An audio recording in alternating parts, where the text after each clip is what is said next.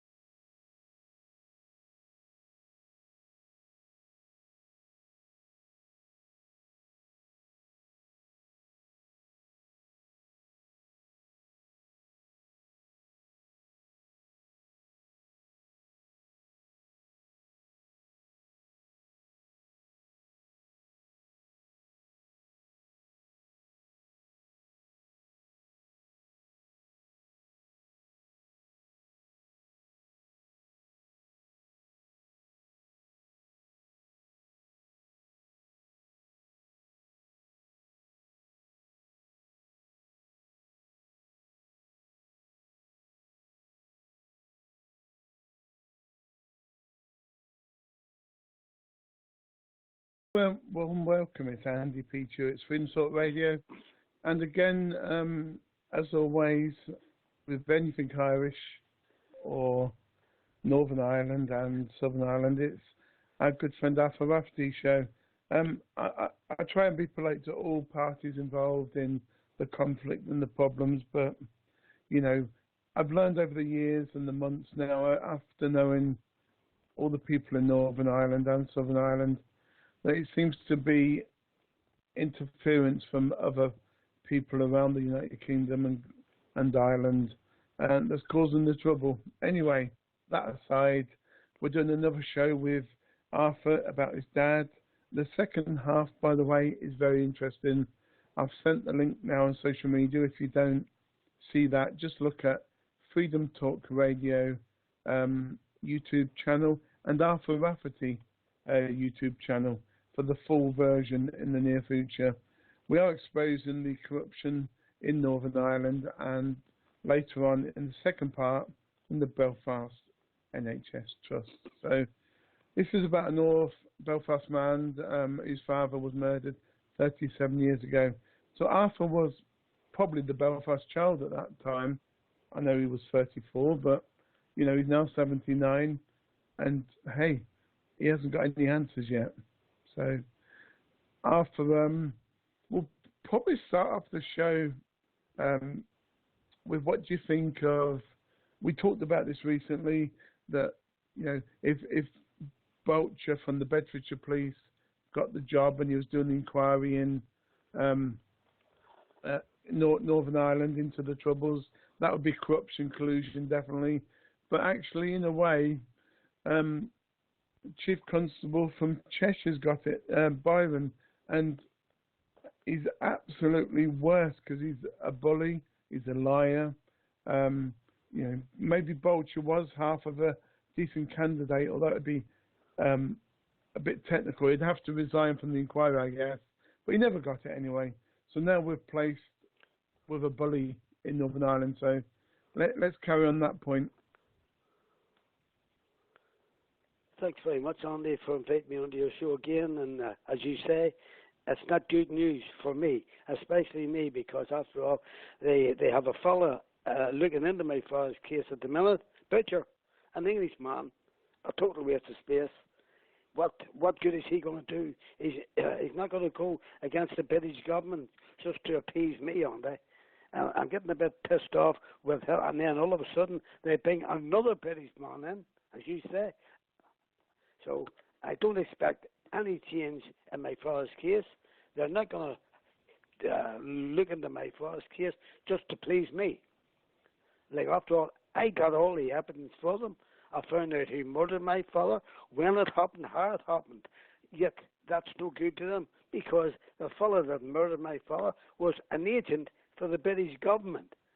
So therefore the British government is not going to pacify me by putting one of their agents up. After all, if they do, how could they explain to themselves to the world press that they hired a Sinn Féin mass murderer to kill an innocent man, 56-year-old man, father of 8 children, for no apparent reason? And as I said, when my father was murdered, that was 45 years ago. I was only 34 years old, and my life stopped then, because I dropped everything to try and find out about my father, and I accomplished it all, put it in writing, took it to the powers that be here, the ombudsman and the police, and with the police that were here at the time from England, were the HET. A total waste of fucking time. They got everything, all the news I give them. All the hell they did was pick this man up, and this case would have been over 45 years ago. But no, the British government won't allow him to do that, because he was one of their own. They're a jewel in the crown. When they had Scappaticci on their side, that made their day. Because this fella is a callous man. He doesn't care who he shoots or what he shoots. He's murdered men and women of his own group, sure. And he's a callous man. He's a mass murderer. And if I'm waiting on them doing anything for me, Andy, I'm going to be a long, long wait. And I'm 79 now, and it's going to have to speed up, because the fellow will have to get justice one way or the other, but I'm not going to get it with these men. No, I totally agree with you, and if I can just sort of ask a couple of obvious questions, and we'll put them, to these people that are concerned. He's a mass murderer, and if I'm not daft or something, mass murderers, even if they're allegedly mass murderers, because, I in a way I agree with the system that if somebody's accused of murder, they don't always have to, be detained immediately until proven, innocent or proven guilty. But if you killed 20, 100 people like Scappaticci has, why haven't, the question is this man on bail? If so, on what bail? How much is it costing to protect him if he is being protected? There's lots of different scenarios there. Why do you have a police escort, Scappaticci, every time you go anywhere to your homeland in Northern Ireland and where you live in Greater London? I mean, it's ridiculous what's going on there. We need to ask these questions, and probably many more. That's just a couple off the top of my head, because there's nothing in the media to say he's on bail, he's being protected, or he's allowed to do what he wants. The only thing you hear about Freddie Scappaticci, the Nutting Squad IRA sort of boss, is that he likes to have sex or watch videos of animals, with him being very pleasured. That's right, Donnie. The only thing you hear about Scappaticci is what the HET, as they were the HET, now it's Canova, whatever they tell you. And if you heed them, you'd be wearing a bloody head. Because them people wouldn't know the truth if it fell on top of them. Because the last time I had a talk with him, I had a row with him. Because he was talking the greatest load of crap that I ever heard. This fella, they know he murdered my father. I'd no mistake. The person that I was speaking to was a genuine fellow who was dying of cancer, Brendan Hughes. And the only reason he spoke to me, he told me, he says, because he read my story about me sick with asbestosis, and he felt a pity on me, and he explained the whole case to me. He told me everything I wanted to know. Otherwise, I would be still running about Belfast asking questions. But this fellow sorted it all out for me. I have it in writing. I put it in tape. I taped it out for them, and I went to the ombudsman. The fellow at that time was Hutchison. He had no interest in listening to me. When I was talking to him, he had a paper in his hand, and he was reading that paper at the same time I was talking to him. No interest at all. But there again, he was another ex-policeman, and then the other one was Michael Maguire. So I'm going to get no satisfaction here, Andy. I put it down now. I'm going to get no satisfaction because these people do not want the truth to be brought out. Because if the truth's brought out, how is the police going to answer questions? And how is the British government going to answer to the world press that they hired a mass murderer from Sinn Féin area to kill innocent people in Belfast, and they paid him £80,000 a year? And he was living like a lord. As you say, the police left him laying. And yet the police are stopping me on the day and daily in Belfast here for no reason whatsoever, only for an inconvenience. Yeah, you told me today something that I think listeners need to know. In the last few days or last few weeks, you know, how many times and what was the reason you were stopped by the police? Andy, I'm stopped regularly, at least 5 to 6 times per week. The last time I was on the motorway, busy traffic, and I'm coming, and all of a sudden, the wee blue lights behind me, flagging me down, and I seen him, but I just ignored him completely, and I drove on for about another mile, and he came racing after me. He pulled up alongside of me, and 2 of them was in the car, pointing to pull over. And I just drove on slowly, and they were following me, and cars behind them were bumping horns on them because they were breaking rules on the motorway. And I went over and I stopped way up, and they had to come out. And the audacity of one of them, a little fucking pipsqueak of a man, Belfast man too in the bargain, did you not see us? I says, of course I seen you. I wasn't looking for you. And the same questions, have you license on you, have you this, have you that? And he had the cheek to ask me, had I got any tax in that car? I said, well, there's no taxes on the Belfast cars now. You people have to find out. Get on your little machines and find out if there's tax on it. I wouldn't even tell him. Mm-hmm. And he just kept me waiting there for about 5 minutes on the motorway now. And all of a sudden, go ahead. But that was this week alone twice. Normally it's about 4, maybe 5 times a week. It's just pure inconvenience to me. But every time they do, Andy, I give them a mouthful and they don't like it. Well, certainly I would as well. I mean, it's okay, you know, coincidences where they stop you once a 6 weeks, maybe every 3 months. But when it's happening every week or 2 weeks, there's no coincidence at all. It's just harassment, Andy, because I'm fighting my father's case. And I've told them repeatedly, time and time again, my father's case goes until I stop. I want his case solved. So I want it solved. But after all, I know who murdered him.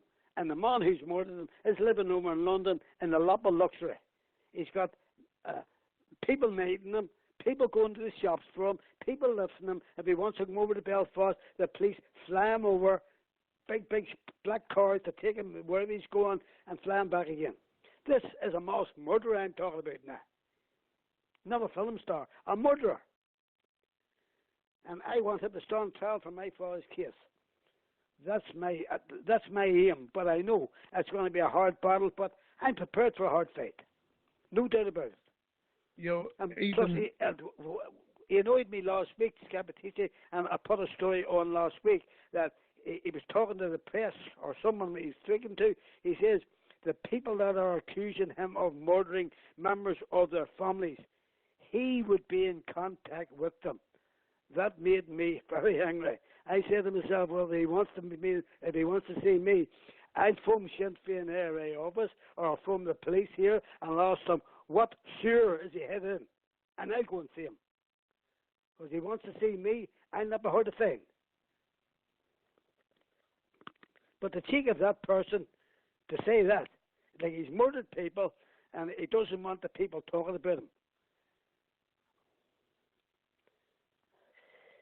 Wow. So you've blown me away now. He annoys me, so he does that much. And them police, and every time I see them, even they turn my bloody stomach because I know my poor fella murdered for nothing, and they're going to get away with it. He is getting away with it because the British government told him that whatever he's done, he'll not answer to nobody. The only one he has to answer to is MI5, and then they go to the British government. And how the people in this town stand for this is beyond me. I got a couple of facts about him anyway. 1970, he was fined for riotous assembly. In other words, rioting in 1970 after being caught up in the Troubles. A year later, was interned without trial at the age of 25 as part of Operation Demetrius. Now, this is the key to your case. In 1974, he was released from detention and was by this time a high-ranking officer of the Provisional IRA. So he came out of jail. You know, he had it in his mindset to start killing people, didn't he? He had to. Andy, I was told by Brendan Hughes that he was the first person to be killed. My father was the first person that he killed after he came out of prison. So therefore, he's been fucking raging. He's been waiting to kill somebody. And it shows you the ferocity where he hit my father. He ran after my father up close range with a Armalite rifle, and he shot 12 rounds at him. 12 rounds would have cut my father right in two. 7 of them missed him, and 5 of them hit him. So he meant to shoot, he meant to kill him. And the other clown, he was with him, the other Sinn Féin scumbag, he came past my father. My father was probably in pain, aching pain, squealing probably. He shot him 3 times with a handgun. So no one deserves that death, Andy. And for that man to say he will be in contact with people who are talking about him, he wants to get me, he find me, and he'll no call to find me, I'll find him. That's no problem.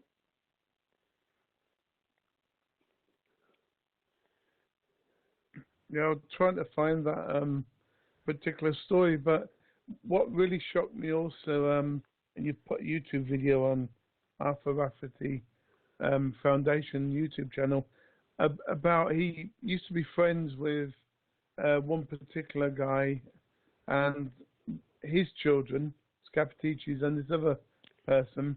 They went to school together and they went home together, and you know, hours after the last meeting, this man, I can't find the actual story, but this man was found dead. Yeah. So again, you know, Scapatici's knifed his favourite buddy.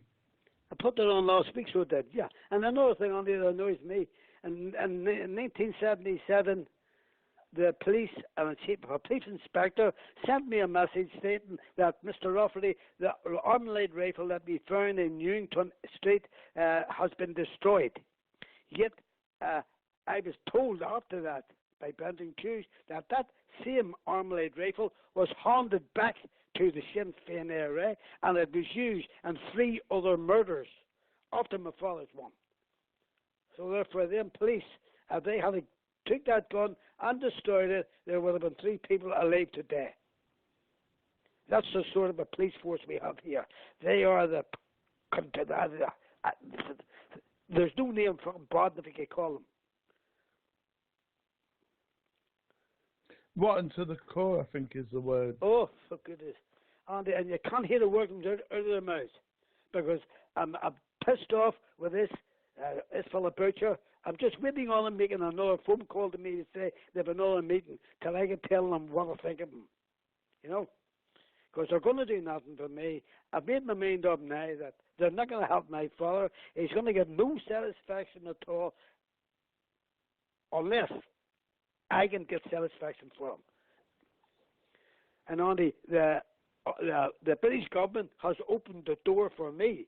They have told Scappaticci they've given him the freedom to do what he wants, kill who he wants, and he'll never be charged for it. Well, there can't be one law for him and one law for me. That's for sure. And the police stood by and let that happen. But sure, what can you expect from the RUC? Yeah, just to give you a second of, to relax a minute. It's very annoying that, one inquiry we had recently was Hillsborough, and that's gone on for decades as well, and not really anybody's been charged with the murder of the Sheffield fans. We've had all these inquiries into child abuse, not just in Northern Ireland, but now in London and Scotland. Okay, London is a little bit different to Scotland. Scotland seems to be the favourite one, but Northern Ireland, we don't believe anybody. Although they didn't say that publicly, they actually say, look, who cares? We don't believe them. What the link is in Northern Ireland is the IRA and the DUP and other organisations that are bad, sexually assaulting and raping women and children while these troubles were going on. So they don't want all of that to come out, so they hide that inquiry. Thank God, I think there's been a little bit of happy news in the Northern Ireland inquiry. They will now consider giving compensation to the victims, but you have to give compensation to the victims at the first answer to your report, not the second one. They've had public protests, so now they're saying, well, maybe we'll do a redress scheme. Whereas London and Scotland, they've done a redress scheme automatically. They've said, we do believe the people. There's too many people now come forward to actually disbelieve them. And this is my point about inquiries. The Scappaticci inquiry. The bit I don't get, actually, is another question. One of the ones I had on my tongue earlier on, normally you'd put somebody in jail on bail, or if they're lucky enough, because they've only committed one murder or suspected murder, they would be let out on bail for a long time, But when he's committed 100 murders and there's 20 to 30 people already got legal suits against him, surely you would want to at least keep him in some kind of solitary confinement, house arrest. But then for the British taxpayer or any taxpayer, because I'm not political or religious, it's cheaper for everyone to put him in a prison cell. But they've not put him in a prison cell. They're spending more money. What they're really doing is saluting him, a bit like Hitler. Hi, Hitler, they're saying, hi, Scappaticci, you murdered people. Until you're proven guilty, we'll look after you, boy. They shouldn't be doing that. You should be doing it the opposite way around. Hey, victims, we believe you. Scappaticci's in jail for now. But there you go. And the same thing that annoys me every time I think of it, the British government, it's payback time for Sinn Féin IRA for all they have done for them. They have even taken them back, let them out of prison early, put them in Stormont as politicians, and paying them wages.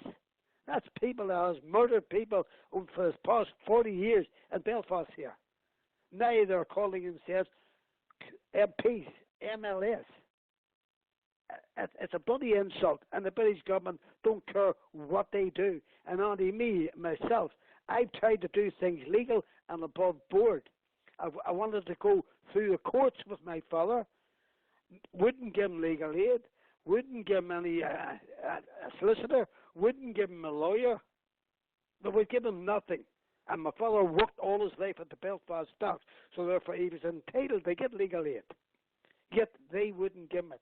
It's just because who I'm taking to court, Scapatese, they don't want his name mentioned. And it's as simple as that.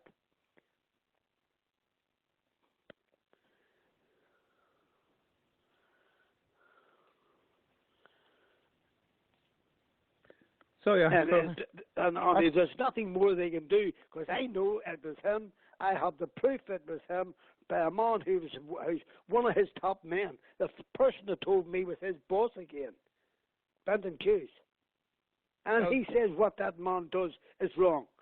But they can't stop him because Sinn Féin ARA won't stop him at all. They give him all the leeway he wants. And now the British government is doing the same thing. He's got an affidavit now, and he can do whatever he wants, and he knows he's going to get away with it. And these police here, the Canova or the HCT, they come over here, costing the taxpayer thousands and thousands of pounds, knowing that we're going to get nowhere. Because this fella is not for to be arrested. He is untouchable. He was told that by the government, and he's keeping them to their word. They can do nothing with him. Unless if someone takes him out, or the man above, no problem. But other than that, he's got away with everything. Yeah, sorry, I was just apologising because I went to the door, and then when I come back it was quiet. So I was apologising that if you needed me I wasn't here. But you're okay. That's a good statement. I mean, in future, if I'm not here, just keep talking. That's one thing I can do, Andy, because I've been 45 years talking my father's case in this corrupt town, and no one is listening to me. You think I'm a laboratory, you know? But I'll talk that much, Andy. They'll have to listen to me eventually. No doubt about it. No, they definitely will. And, you know, again, you know, I'll go back to these stupid inquiries. Oh, yeah. And I said it before about the inquiries don't work, but what I probably meant to say is how the hell can you have an inquiry until the criminal proceedings are over with?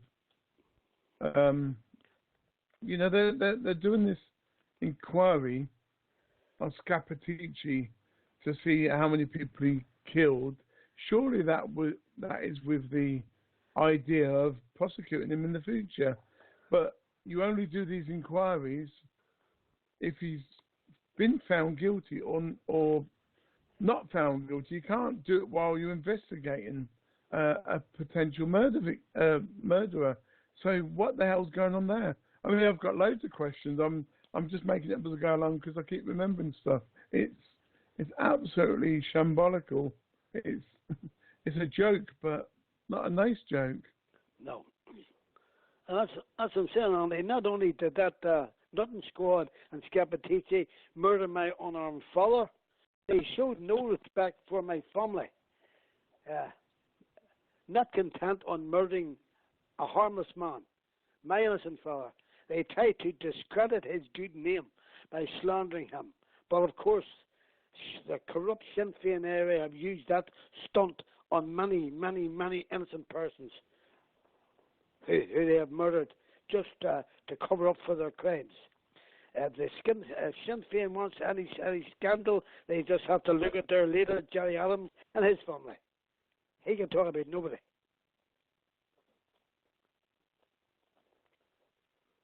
Do we know what Scapatice's family consists of? Just to try and... He's got a couple of sons.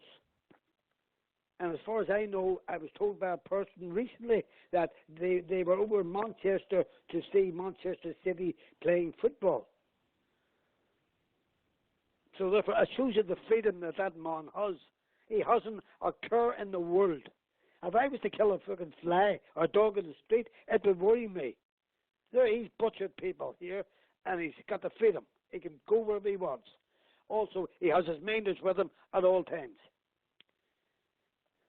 So yeah, are the minders or police protection? That's what we need to find out. It shows you on the what happened. Here, you just have to look at the way the police have treated me with all the fatal evidence they had in a fortified police station here in York Road. It disappears. And then the ombudsman had the audacity to say to me he doesn't believe there's collusion there. My God. The word collusion comes from very simple stuff. If you've lost evidence that could help in any case or inquiry, that is definitely collusion on the part of the person who lost it. End of. You don't need any. And this was lost in a fortified police station, open 24 hours a day, manned by armed police. So how do you work on it? Yeah, well and truly, the liars are definitely in. One of the websites I contacted recently on Facebook page, I should say, they're against all the IRA stuff, and there's loads of cases there that they keep telling me about, and I'm inviting them to come forward to meet with you, and I've done that again tonight, but I don't seem to get a reply. But even they were saying that the only way you'll get any truth out of all of this is when Gerry Adams dies, and then all the other people will come forward, and he seems to have a big hold on everyone.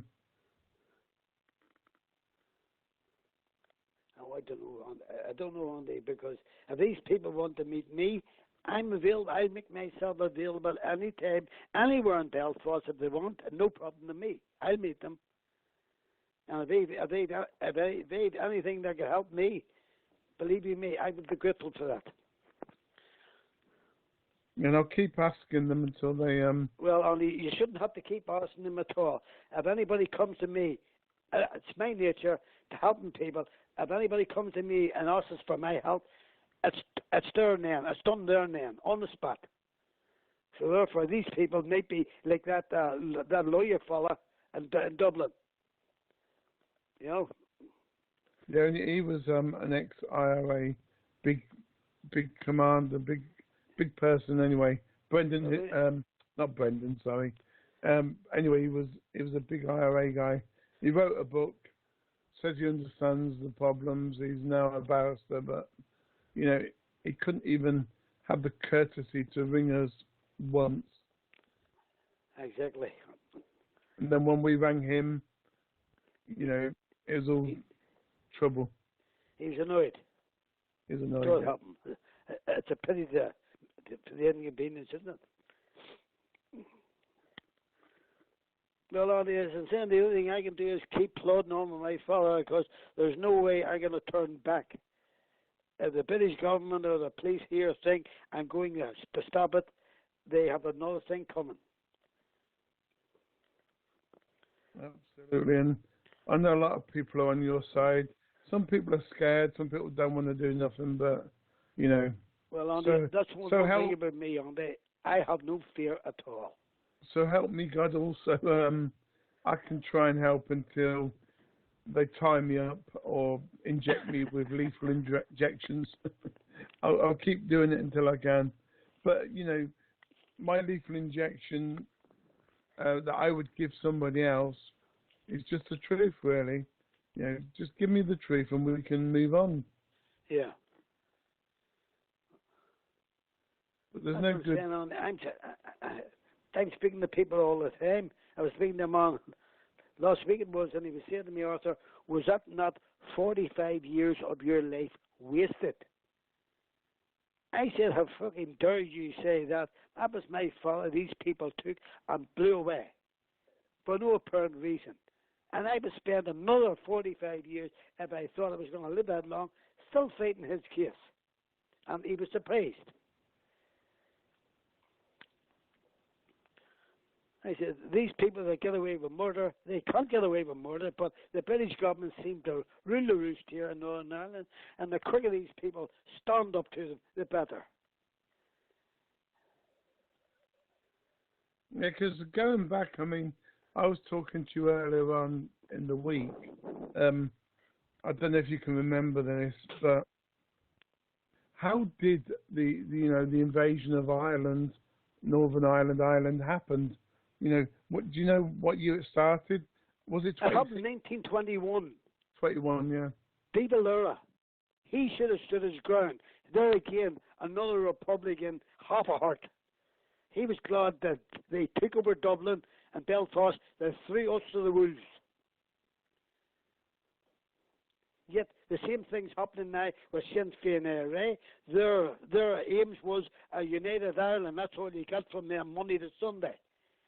Now, what they're doing now, they're sitting up in Stormont and the British government, getting paid by the British government, working for the British government. They're nothing short of a joke. I mean, another scenario is, I know the government's been suspended for quite a while now. Do you think the bad people in that organisation called the government, called the IRA, called Sinn Féin, called all the other bad people, could they be saving up? They've got to do no work. They might have to talk to their constituents now and again, but they can't actually go forward into government and say, look, Health Minister, we've got a problem. Can you help us here? Or, Defence Minister or so and so on, because the government's shut. So they're getting all this money. Do you think they're saving that money up as an organisation? Part of their wages they have to put by in the future. If there is a problem with Brexit and anything else, they'll put all that money in again to restart, the Northern Ireland conflict again. No, Andy, I don't think they have the balls to do that. They fought there all along, and the British government helped them out, begged them to go in the Parliament. They went in the Parliament, and now they're sitting there for 3 years committing fraud. And the police know that. If that was you or me, we wouldn't be there. They'd be lifted long, long ago. They should be made pay all that money back. After all, there's homeless people here in Belfast sleeping in shop fronts and doors. There's families here starving. And I see these people day and night in my office. People coming in to me asking for money for me. And unfortunately, I have no grants from any government agency here, but the money I have, I do divulge it to them. But yet there's these so-called Irish soldiers sitting in Stormont with their loyalist fucking chums, shaking hands, having their teas, laughing and joking, meeting the police at the police meetings. And there you are, no doubt about it. They're comfortable here, aren't they? They're doing nothing for it, and they're getting paid into their grubby little banks. As I've said, Andy, there's a whole pile-in that are MLAs now at the minute, and I worked with them at the Belfast docks because they were the ones that ruined our union. They run our union. And when they see me coming in the street, I even see them crossing over to the other side of the street. Won't even pass me. But that doesn't worry me. Like, what if it ducks back to me? Yeah, Andy, they'll never lift a gun again. The only gun they'll lift is a checkbook and a pen. Because they're getting paid money by the British government. And for the British government to do that is an insult to ordinary people who was murdered here by these people for the past 40 years. Yeah, the only reason I've said that, because recently we had a journalist killed in Gerry because apparently the new IRA, I know that there may be nothing to do with the old IRA, but the new IRA up there is pretty powerful at the moment. So yeah. I was just wondering if they're just saving money to do what they normally do. They should change their name to the British Sinn Féin ARA. They are a bloody disgrace. And anybody in their right mind who would vote for them, and paid of people did vote for them again there. It's unbelievable. And they won't sit in their office or nothing because they're getting money from the British government. The same as these Canova police here, they're sending these people over here to look into the Scappaticci affair, and that's never going to move on there. And any money I have, I would bet on it. Scappaticci knows he's safe there, and nothing's going to happen to him unless the man above takes him out. As far as I know, he took a heart attack there, I think it was last year, and he was in hospital in Manchester. And I was told that. And I was practically on my way over. Only he was told that he got out. Wow. I would love to confront him and see what type of person he is. A man that can shoot a man in the back 12 times with an armalite rifle. My God. He's a sicko, no doubt about it. But of course, that's the type of people Sinn Féin love on the British Army, the British government.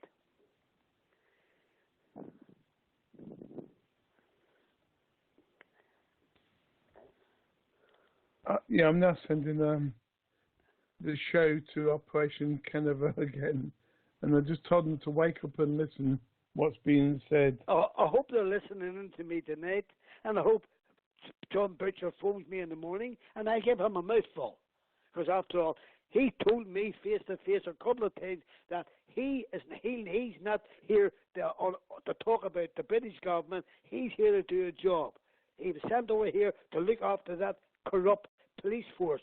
He's done nothing about it, nothing at all. And the police are still as corrupt as they were. So there's two flipping journalists. All the papers that take off them, they're still flipping to do the same stuff. And they won't even meet me. And there must have been about 5 chief constables in a row. I've asked for a meeting, face-to-face meeting. I've got my MP, they asked them, my MLA, they asked them. Not one of them see me. There has to be some reason there. Yeah, they've obviously got something to hide.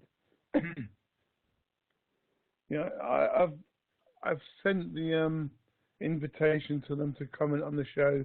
I've also sent it to all the good people, in the internet world. Of course, I've sent it to Facebook and Twitter and social media to listen.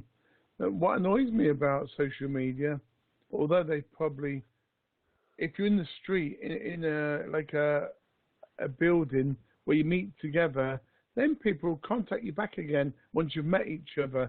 But on social media, although they love your cause and they support you, they won't actually reply to you.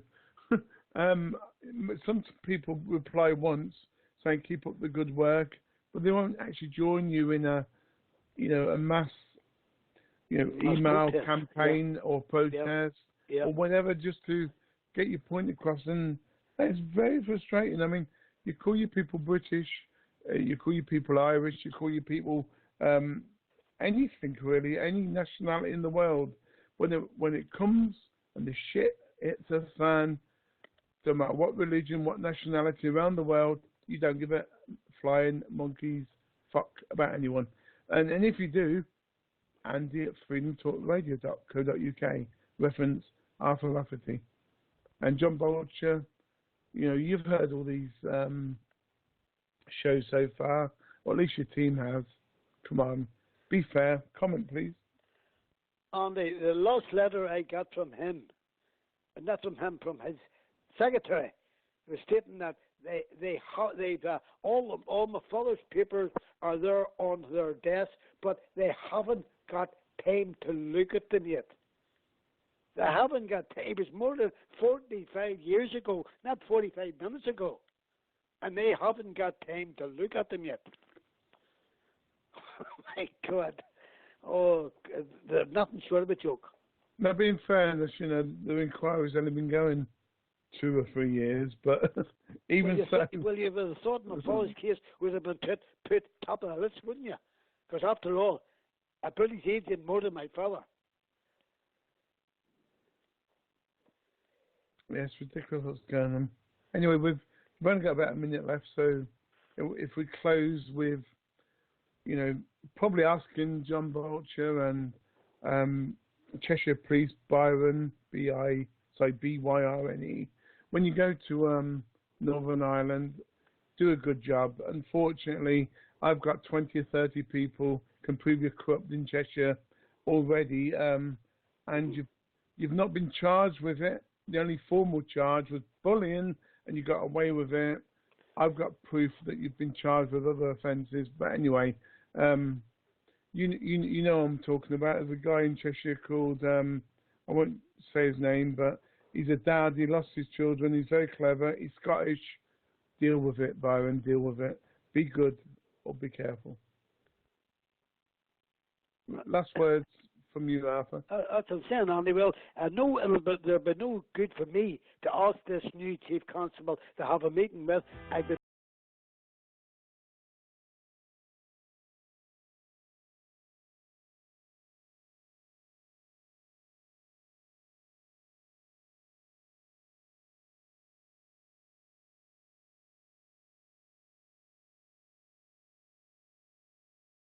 Five, 4, 3, 2, 1.